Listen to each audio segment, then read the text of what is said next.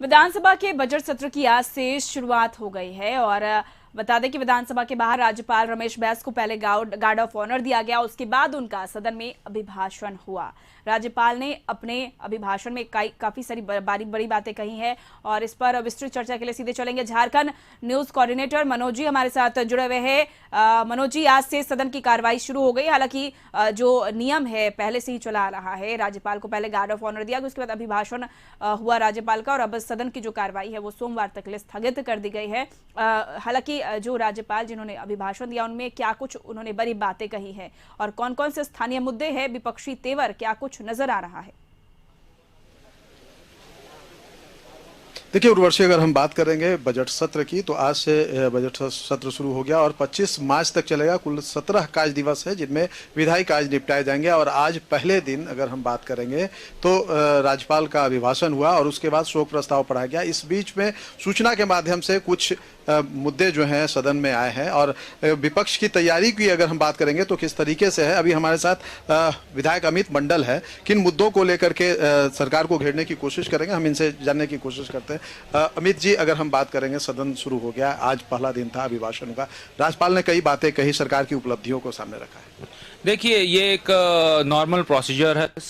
सरकार आंकड़े प्रस्तुत करती है, महामहिम राज्यपाल अपने अभिभाषण में उन आंकड़ों का उल्लेख करते हैं। लेकिन अगर मान लीजिए कि सरकार अपने आंकड़ों को ही सही तरीके से ना प्रस्तुत करे, झूठ का पुलिंदा थमा दिया जाए किसी को, तो वो स्वाभाविक बात है, वो सरकार के गलत उपलब्धियों को ही उल्लेख सदन के अंदर उनका होगा। वही हुआ। कई ऐसी चीजें हैं जो जिसका कोई सर पैर नहीं है, धरातल में काम नहीं हुआ है, लेकिन अभिभाषण में उस चीजों का उल्लेख हुआ। अभी सबसे बड़ी बात है कि अभिभाषण में यह कहा गया था हम लोग नीति निर्धारण कर रहे हैं, हम लोग पॉलिसीज को ठीक कर रहे हैं। अभी आप बताइए कि भाषा विवाद जो धनबाद बोकारो में हुआ वो सरकार की ही उपज थी। सरकार ने गलत पॉलिसी बनाई जिसके कारण भाषा विवाद हुआ, अननेसेसरी का कंट्रोवर्सी हुआ। गोड्डा जिला में ही आप देखेंगे तो वहां पर कुरमाली जो 18 से 20% लोग बोलते हैं, कुरमाली को जिला स्तरीय नौकरियों से निकाल दिया गया है। इसका मतलब यह हुआ कि अब जिला स्तरीय नौकरियों में जो कुरमाली भाषाभाषी हैं वो नहीं बैठ पाएंगे, जो काफी दुर्भाग्यपूर्ण है। और इसको लेकर वहां पर पुनः विवाद शुरू हो रहा है, लोग मानव श्रृंखला बना रहे हैं, प्रोटेस्ट कर रहे हैं और ये विवाद गहराएगा। और मैं आपको विश्वास दिला दूं कि ये भाषा विवाद खत्म नहीं हुआ, ये और बढ़ चुका है। वैसे कई ऐसे मुद्दे हैं। सरकार कह रही है कि हम लोगों ने इंफ्रास्ट्रक्चर बनाया है। आपके माध्यम से न्यूज चैनल के विभिन्न न्यूज चैनलों के माध्यम से सबको जानकारी है कि अभी तक से बजट का 50% भी खर्च नहीं हो पाया है। जब बजट का 50% ही पैसा खर्च नहीं हो पाया है तो वो किस प्रकार ये सरकार दावा कर रही है कि हम लोग इंफ्रास्ट्रक्चर को ठीक कर रहे हैं। सरकार बोल रही है कि हम लोग प्रधानमंत्री आवास योजना में कई लाख 62 लाख लोगों को लाभ पहुंचा चुके हैं। तो सरकार ये बताए कि जब आपने वादा किया था, चुनावी वादा किया था, 3 लाख कहा था कि आपने राशि देना है लाभुकों को, आज तक वो नहीं दे पाई है। तो तमाम ऐसे मुद्दे हैं जिसको लेकर जो आंकड़े प्रस्तुत किए गए हैं वो गलत आंकड़े हैं। इसको लेकर हम लोग प्रोटेस्ट करेंगे और भाजपा का विधायक होने के नाते मैं आपको निश्चित करता हूं कि जो अहम मुद्दा है सरकार झारखंड का वो है बेरोजगारी, वो है सरकारी नौकरियां, वो है अच्छी पॉलिसी, स्थानीय नीति, नियोजन नीति कैसे ठीक बने, सरकार उसमें गलतियां ना करे। और जब जब सरकार उन चीजों में गलती करेगी या सरकार अपने वादे के अनुरूप काम नहीं करेगी तो भारतीय जनता पार्टी इसके लिए मुखरता के साथ विरोध करेगी। क्या तैयारी है? अगर हम कहेंगे सोमवार से जब सदन नियमित तौर पे जब चलेगा तो किस तरीके से विरोध प्रदर्शन, अगर हम पिछले 2 सत्रों की बात करें तो अलग अलग तरीके से विरोध जताया गया, झाल मंजीरा बजाने से लेकर के सदन के अंदर तक जो है फर्श पे बैठ करके विरोध किया गया। इस बार क्या रणनीति है आप लोगों की? किन मुद्दों को लेकर के? सरकार कई ऐसे मुद्दे दे चुके हैं जिसको लेकर अगर एक दिन का भी समय मिल जाएगा तो वो भी कम नहीं होगा। पूरे जो लिस्ट है सरकार की नाकामियों का, वो एक दिन भी अगर हम लोग बैठ के इस पर चर्चा करें तो वो भी कम होगा। मुझे ऐसा लगता है कि सरकार ने मॉब लिंचिंग का बिल ले आया और रुपेश पांडे हत्याकांड जब हुआ तो सरकार वहां पर लोगों को जाने नहीं दे रही। ये एक बहुत अहम मुद्दा है। ये मुद्दा इसलिए है क्योंकि अगर कोई हिंदू मारा जाता है मॉब लिंचिंग में, उसकी जिक्र सरकार नहीं करती है। वो सिर्फ और सिर्फ एक विशेष वर्ग को खुश करने के लिए मॉब लिंचिंग का बिल तो ले आती है, लेकिन उसके बाद उसका कैसे क्रियान्वयन हो और सही तरीके से क्रियान्वयन हो उसकी वो चिंता नहीं करती। ये एक अहम मुद्दा है। बेरोजगारी एक अहम मुद्दा है। जेपीएससी का जो आप देख रहे हैं कि कट ऑफ में जो लोअर कर दिया गया उसके कट ऑफ मार्क्स को, वो हम लोगों को प्रोटेस्ट के कारण हुआ, वो भी एक अहम मुद्दा है कि जेपीएससी में लगातार त्रुटियां हैं, उसको लेकर सरकार क्या काम करना चाहती है।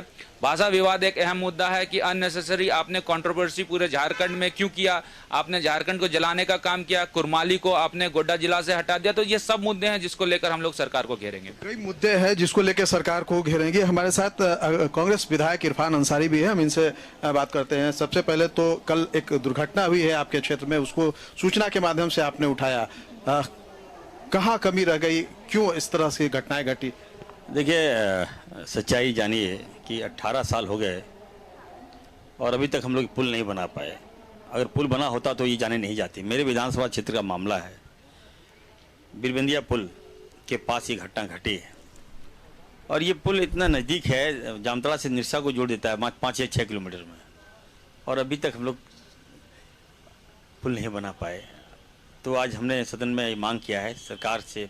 मैंने कहा है कि हर अमल पुल बनाना होगा आपको एट एनी कॉस्ट। मैं नहीं सुनना चाहता कि 18 साल में कौन किया नहीं किया, सरकार हमारी बनाए। बजट में पैसा नहीं है तो बजट से पैसा ला के ये पुल बनवाइए। और कितनी जान लेंगे हम लोग, कितने लोग मारे जाएंगे एक पुल में, बताइए। तो मैंने कहा है, और मैंने ये भी कहा है कि जो लोग मारे गए उनके परिवार को सरकार ज़्यादा से ज़्यादा राशि मुहैया करा दे ताकि वो परिवार फिर से अपने पैरों में खड़ा हो सके। जान तो दोबारा नहीं आएगा। तो इन सारी बातों को हमने अवगत करा दिया। विपक्ष ने पूरी तैयारी की है सरकार को घेरने की। आज अभी आप लोगों की बैठक भी है कांग्रेस विधायक दल की, अगर हम बात करेंगे तो क्या कुछ रणनीति उसमें तय होगा, किस तरीके से? देखिए, विपक्ष जो है काफ़ी कमज़ोर है। उनके पास तो नेता प्रतिपक्ष भी नहीं है अभी तक। वो अपने इसी मांग में लड़ते रहिए। झारखंड की चिंता उसको नहीं है, यहाँ की जनता की चिंता उनको नहीं है। केवल धर्म के नाम पर, भाई भाई को लड़ने के नाम पर हिंदू मुस्लिम करके ये सत्ता पे आ तो गई। अभी भी अगर कोई मौका मिल जाए उसको तो उसी पे वो चली जाएगी। आप देखिए, अभी भी धरना दे रहा है लोग, चार देख रहे हैं ना, युवा धरना दे रहा है, नौकरी मांग रहा है, रोजगार मांग रहा है। इस मुद्दे पे भाजपा को बहस करनी चाहिए। अभी सदन नहीं चलेगा, ये लोग धरना देंगे, फिर चले जाएंगे, हम लोग घर चले जाएंगे, पैसा बर्बाद हो गया। तो कम से कम मैं कहूँगा इतना, मैं तो सत्ता पक्ष का विधायक हूँ, उनकी आवाज़ मेरी आवाज़ है, मैं तो रखूँगा ही रखूँगा। अब विपक्ष में बैठना चाहिए आपको, कम से कम इन लोगों की मांग तो पूरी हो। लेकिन मैं इतना विश्वास दिलाता हूँ, हमारी सरकार संवेदनशील सरकार है और सबका काम हम लोग करेंगे।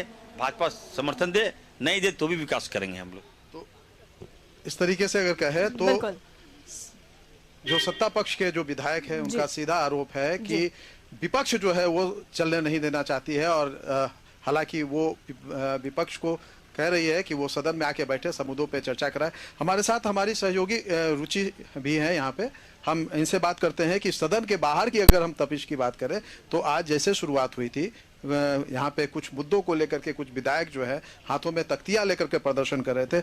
अगर हम कहेंगे इस बार अभी सदन के अंदर तो आज शांतिपूर्ण माहौल रहा, राज्यपाल के अभिभाषण के दौरान कोई किसी भी तरह की कोई शोर शराबा नहीं हुई। सदन के बाहर की अगर हम बात करेंगे तो क्या कुछ नजर आ रहा है? सदन के बाहर सर भाजपा के विधायकों के तल्ख तेवर पहले ही से नजर आ रहे हैं। कई सारे ऐसे जो सरकार की नीति है जिसका विरोध कर रहे हैं। वहीं कल की जो घटना हुई निरसा प्रखंड के परना सेन गुप्ता जो है निरसा विधानसभा क्षेत्र में आता है, वहां एक नाव दुर्घटना हुई है। वहां जो कई मृतक मरे हैं उनके लिए शोक संवेदना प्रकट करते हुए उन्होंने प्रदर्शन किया कि जो हमने पुल बनाने की मांग रखी थी, मुख्यमंत्री से पहले भी रखी थी, अगर ये पहले बन जाता तो आज ये दुर्घटना ना हुई होती। और भी उन्होंने कहा कि बजट सत्र को लेकर अगर जनता के हित में बजट आते हैं तब वो पूरा सहयोग करेंगे। मनोज जी, कई सारे ऐसे मुद्दे हैं जिसको लेकर विपक्ष हमलावर हो सकता है। अब देखना होगा कि सदन की कार्यवाही किस तरह से चलती है। हालांकि आज अभिभाषण के बाद सदन स्थगित कर दी गई है। फिलहाल तमाम जानकारियों के लिए आपका बहुत बहुत शुक्रिया।